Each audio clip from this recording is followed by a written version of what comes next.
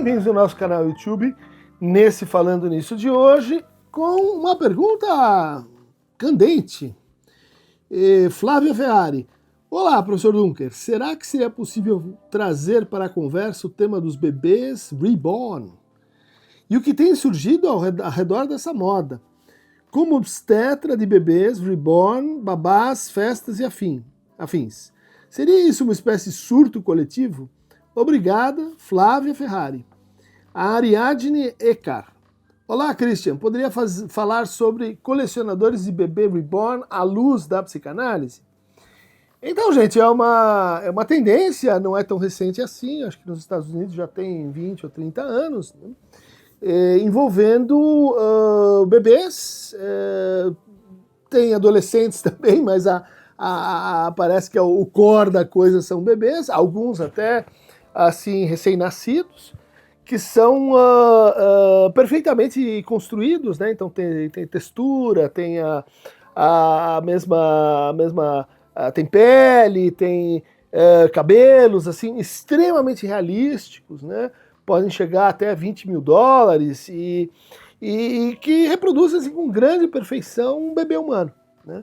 Então, nas perguntas apareceu muito esse lado assim do colecionismo, de pessoas que vão adquirindo mais e mais bebês e às vezes fazendo um percurso, né, que começa com um bebê pequeno e vai assim experimentando ver ele crescer. Essa é uma tendência, mas que a gente colocaria ao lado de tendências já conhecidas, né, como colecionar bonecas, né?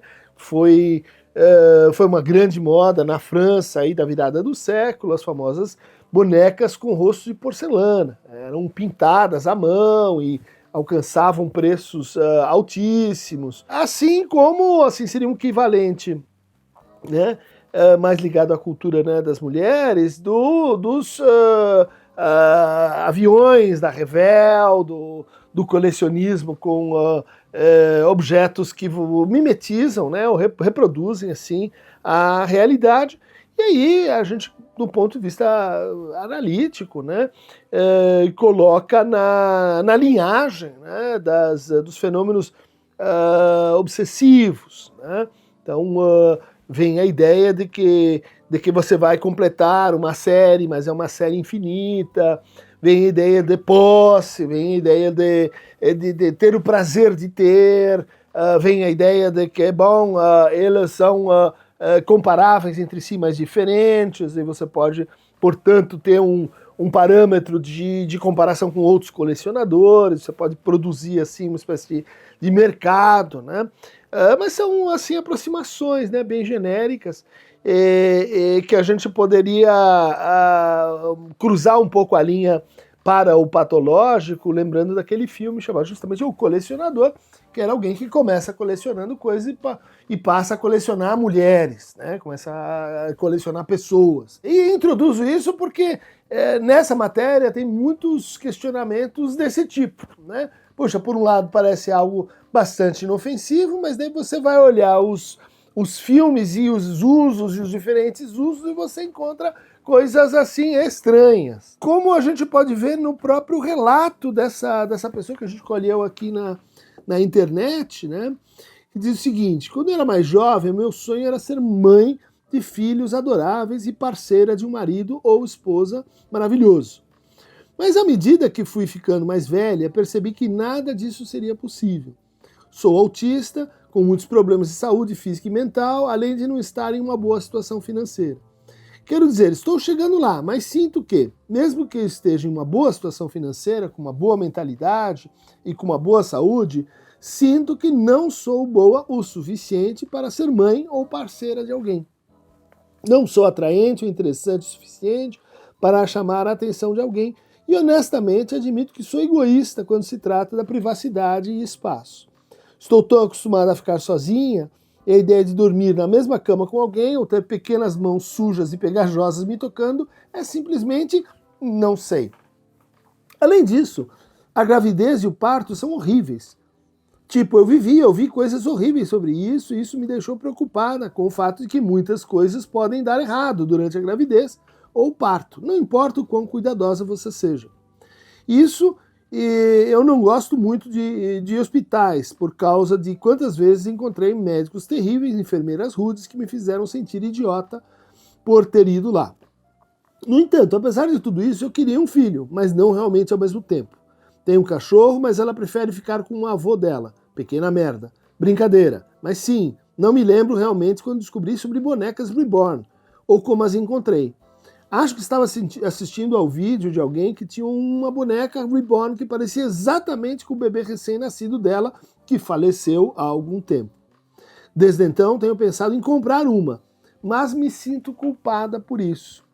Quero dizer, nunca fiquei grávida antes, nunca sofri nada de ruim. Sinto que é errado por causa disso, mas só quero sentir aquele amor materno pelo bebê. Quando chegar em casa do trabalho, sabendo que fiz um bom trabalho em prover para mim e para meu bebê. Não sei, sinto que se eu comprar uma, me sentirei como uma esquisita, ou me sentirei péssima por ter comprado uma, sabendo que nunca fiquei grávida antes. Alguma opinião? Né? Então, eu acho que aqui a gente tem uma excelente narrativa, né, de um uso que a gente vai dizer assim, olha, pode ser que seja muito interessante, pode ser que não. E a pessoa está externalizando essa dúvida de modo muito franco, né? Ela está dizendo assim, olha, eu não consigo me autorizar e tenho experiências que são muito temíveis para mim, com o hospital, com a maternidade, transformações do corpo. E tem aqui uma desautorização subjetiva, né? Ela parece dizer assim, não me sinto apta à maternidade. Por outro lado, ela declara ter sim um interesse em vários aspectos que vêm junto com o bebê.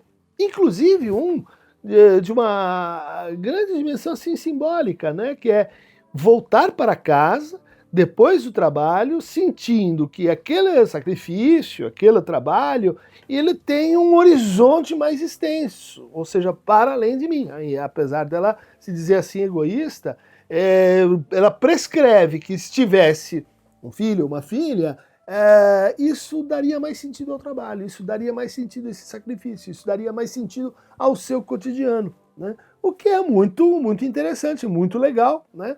É como se ela tivesse assim pensando em comprar um bebê reborn para dar conta dessa ambivalência, dessa dualidade que cerca a sua orientação em relação a uma criança, né? Tem aspectos temíveis, tem aspectos difíceis e tem aspectos assim legais, né? Um bebê reborn talvez ele pudesse, né, evocar mais esse lado e suprimir o outro, o que vamos dizer assim, levaria a uma conjectura do tipo assim, é uma tentativa que essa pessoa então estaria fazendo de se aproximar desse tema, de se aproximar desse objeto, de se aproximar dessa questão. O que, no fundo, recupera todo o sentido das ludoterapias, das terapias apoiadas por brinquedos, ou das terapias que são muito eficazes para quadros de autismo com animais, né, com equinos, com cavalos, cachorros também principalmente, ou seja, aqueles objetos que servem como uma espécie de transição para você ir tornando mais complexa a sua relacionalidade e ao mesmo tempo vão convidando a níveis mais aprofundados de simbolização. Né? Um animal doméstico é como uma criança, né? Uma boneca é uma metáfora, né, daquilo que seria assim um dia seu filho, mas também você, né, como uma mãe, ou como uma adulta, como uma mulher. Esse processo de simbolização e de subjetivação, que são dois momentos, vamos dizer assim, que a psicanálise pondera como muito importantes, especialmente para crianças, né? Subjetivar, simbolizar e subjetivar. E esse processo, né, de vai e vem, e ele também está ligado a um terceiro processo, que é chamado de constituição dos objetos, constituição da realidade. Então, nossa relação com a realidade, olha que interessante, ela está mediada, ela está condicionada pela nossa relação com o simbólico, né, e com as imagens. O que seria então que vai diferir um bebê reborn de uma boneca, de um outro objeto que tem essa função, né? O que salta aos olhos é o caráter realístico, né?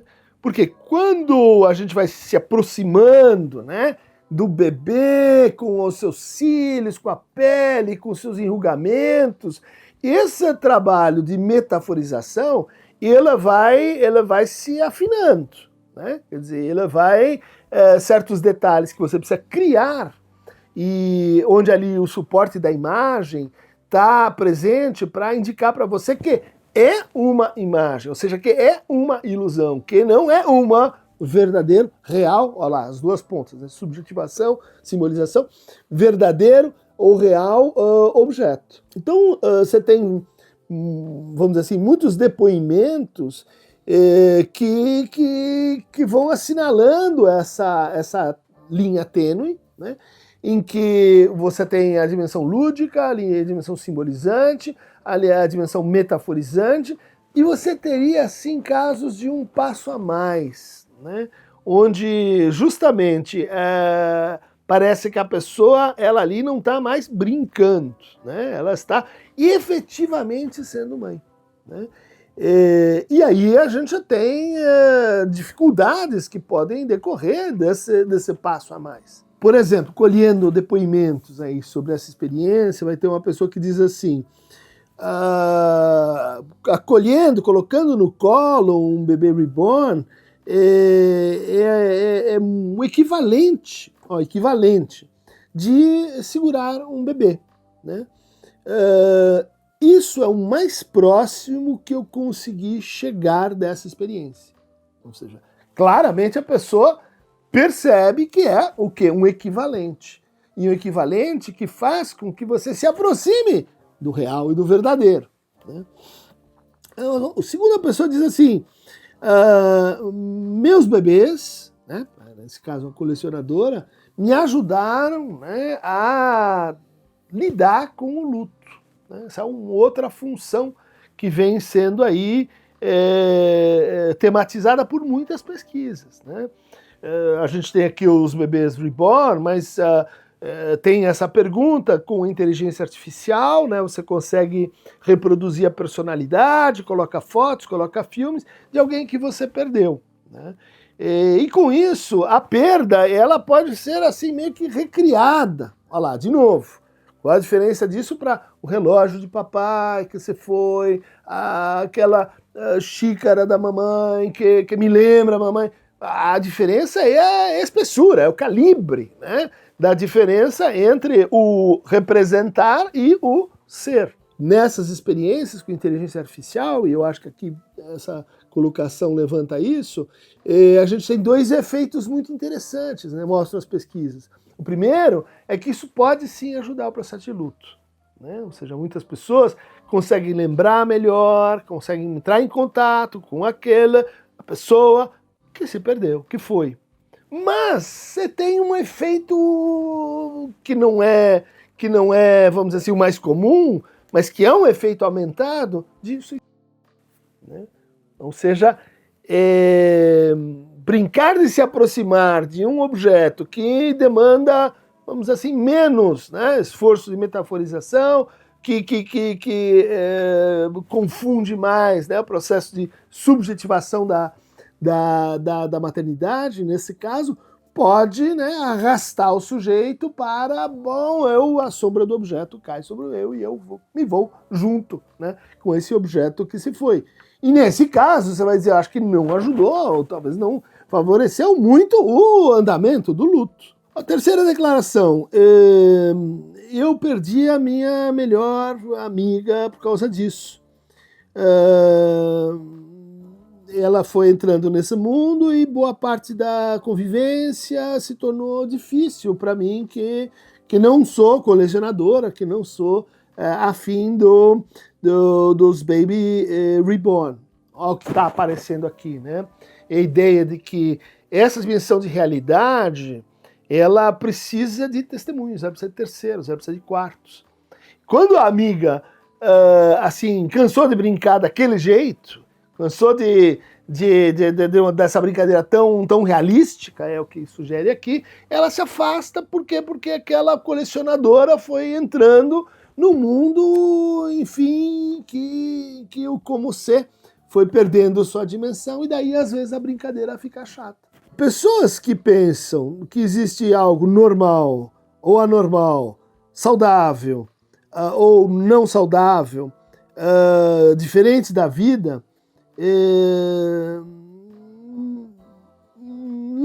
não é bem assim. Não é bem assim, né? Ou seja, estão reforçando aqui esse depoimento, né? Está reforçando essa ideia de que o bebê reborn para ela é assim, como parte dos jogos, das brincadeiras que a gente já tem na vida. E esses jogos e brincadeiras, né, diante disso, colocar a questão de se é normal ou anormal é um pouco equívoco, né? Por quê? Não só porque você, em geral, coloca essa pergunta muito de longe, né? Quanto porque vai depender, né? De ali a gente tem de fato uma brincadeira ou uma substituição por equivalência. Ali você tem um como ser, ali você tem uma subjetivação ou ali você tem uma substituição, né? Do tipo, como a gente vê naquele episódio de Black Mirror, em que vem um boneco com inteligência artificial e ele é um substituto, ele é uma negação do marido que faleceu, né? E aí eu acho que não funciona tão bem, a gente entraria aí nesse cruzamento dessa linha. Outro depoimento, você pode me dizer, é só uma boneca. Mas para mim é alguma coisa a mais, né? Olha lá, é essa aproximação. É uma boneca, eu sei que é uma boneca, mas é também algo a mais. Tá? Vamos lembrar do conto, né? Tantas vezes aqui mencionado, do Homem de Areia, escrito pelo E.T.A. Hoffmann, comentado pelo Freud no artigo de 1919, o Estranho, traduzido pelo Hernani Chaves, né? Como Infamiliar, pelo Pedro Heliodoro, e que narra a história do Nathaniel que se apaixona pela Olímpia. Né? E Olímpia é uma boneca. Né? E qual é o problema da Olímpia? Os olhos. Os olhos não são tão perfeitos, precisa contratar alguém para melhorar os olhos denunciam. E, de fato, né, isso é muito interessante, na experiência que a gente tem, assim, né, de internet, com os reborns, os olhos você não consegue mimetizar. Né? Os olhos não transmitem aquilo que talvez seja essencial na experiência pulsional humana, que é o olhar. Tem olhos ali, mas eles são perfeitos, são bem feitos, mas falta o olhar. Né? E isso é muito, muito curioso, né? Que a gente não consiga reproduzir isso, que é a diferença tão importante para a psicanálise entre o olho e o olhar. Né? A pulsão está justamente nesse intervalo. Alguns desses bebês reborn, eles me mandaram fotos, mas eles basicamente são bonecas. Né? Então você tem alguém que tem uma outra posição. Né? Assim como sempre quando a gente está na psicanálise, né, não é o comportamento, não é o objeto, é a tua relação. Né? É isso que vai dizer o que está em jogo nesse caso. Né? Então a gente volta no caso do Nathaniel, onde ele se apaixona pela Olímpia e ele não percebe que é uma boneca. Opa, aí nós temos um problema. Né? Aí nós temos um problema que levanta mesmo um pouco essa linhagem que tem vários relatos, né, ligados à psicose, em que uma mulher perde seu filho e ela coloca um bebê ou um pedaço de lenha, é o exemplo que o Freud dá no texto O Inconsciente, né, lá de 17. Então ela continua a embalar o seu filho porque ela toma aquele pedaço de lenha, não é como um equivalente, né, mas é o seu filho. Né? Então a perda é aí negada. Bom, a discussão ela tem um outro braço que eu acho muito interessante, que são os usos terapêuticos de bebês reborn. né? Então aí tem pesquisas mostrando como de fato, por exemplo, com pessoas com demência, nesse estudo eram pacientes com Alzheimer, né, internos num asilo, e que melhoram substancialmente quando entram em contato e brincam e recuperam, então, através desses objetos, memórias, lembranças muito antigas, né, muito básicas, né, muito carregadas, né, do ponto de vista afetivo. E os resultados são muito bons, né, quer dizer, tem um aumento ali de interação, de uma redução do uso de substâncias, né, compensatórias, antidepressivas, você tem aumento, né, da vinculação relacional, vários benefícios, então, que você tem com o uso desses bebês, numa variante do que a gente chamaria, né, de ludoterapia, né?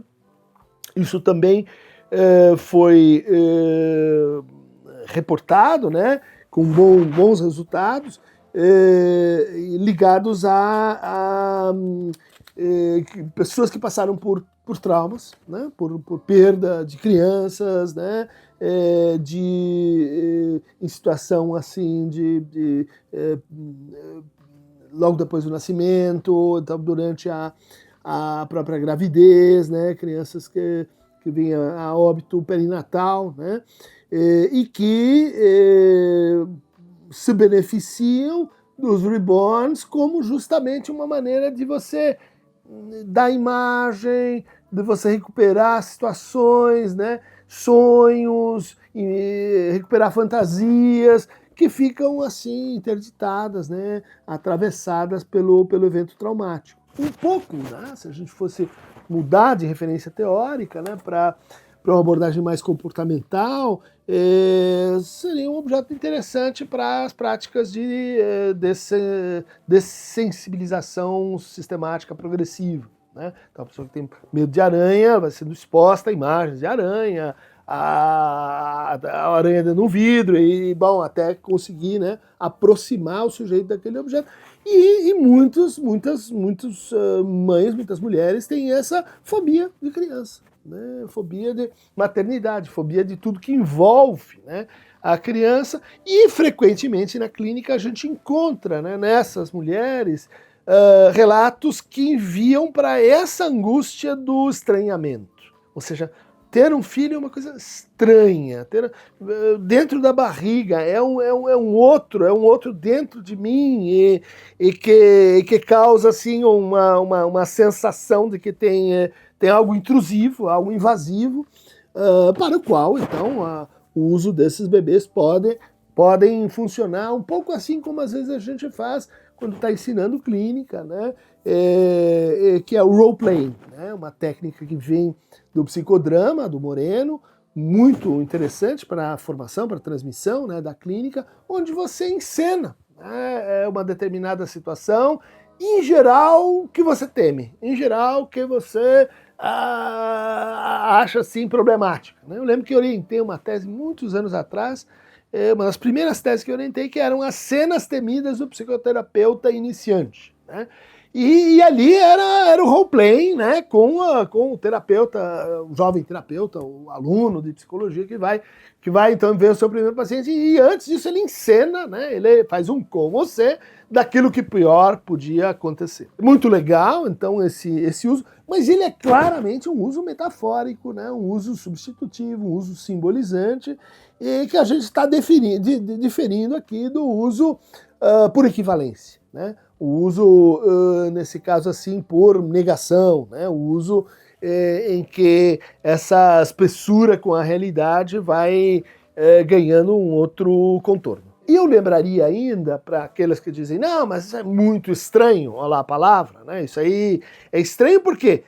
Porque é diferente? Não, é estranho porque é igual. É estranho porque parece de verdade, é realístico, é isso que causa estranheza. Olha só que interessante, né?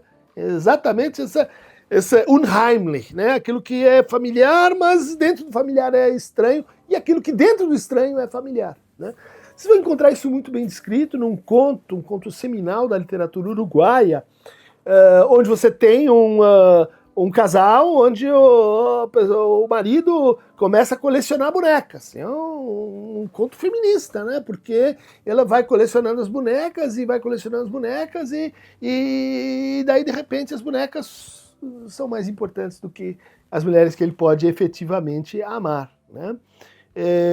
Fala, né, do lugar objetal, do lugar em série, em que muitos homens, enfim, acabam colocando também as mulheres. Mas há uma experiência que eu acho que é comparável com o que a gente experimenta, ou muitos experimentam, né, para entender essa estranheza, que é uma experiência histórica na Inglaterra vitoriana, aí, século XIX, né, onde existia a prática de fotografar crianças que morreram muito cedo. Existiam pessoas especialistas, né, em simular, então é como se fosse uma babá que está junto e ela segura o corpo real de uma criança falecida, né, com olhos abertos, com olhos entreabertos, vamos dizer assim, ela vai segurando os braços e as pernas para simular que aquela criança está viva, né?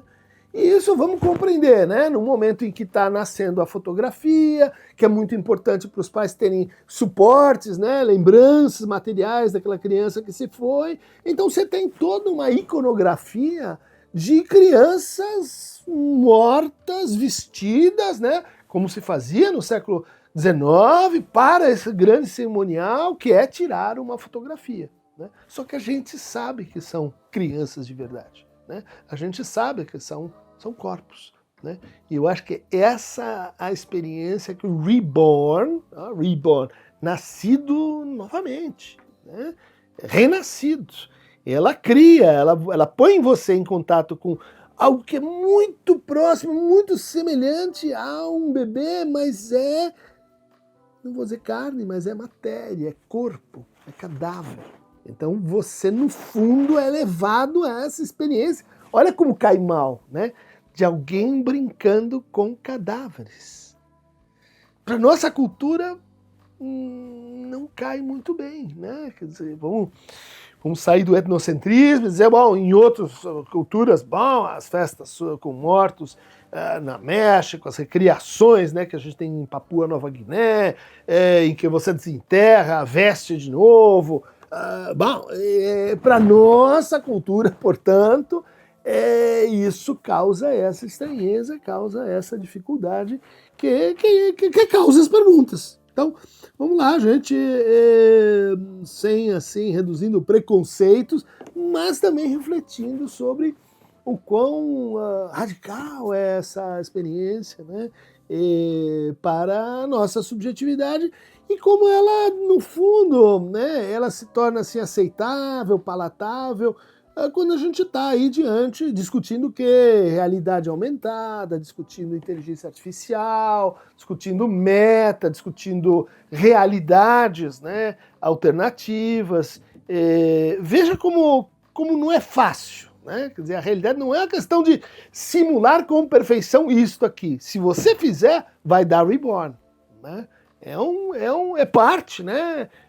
A gente vê, tem muito nos Estados Unidos, mas tem muito no Japão também, em certos lugares do Oriente, esse fascínio pelas bonecas. É algo que aparentemente toca mais as mulheres, né? E aparentemente tem que ver com os processos aí de maternidade, mas tem a versão, né, masculina, que são os homens, né, no Japão, que se casam com bonecas, né? Bonecas, mulheres, tem sexo com elas, que são enfim, feitas sob encomenda, que são, vamos dizer, um fetiche, será? Não sei. Tá aí discutido, apresentado algumas ideias sobre os reborns. Se você ficou assim provocado, né? Vai chegando perto, vai sentindo, né? Até onde você aguenta, né?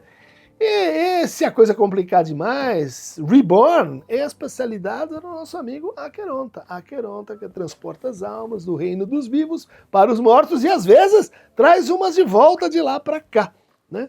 Clica aqui no Aqueronta Movebo e receba mais fragmentos Reborn, renascidos do inferno.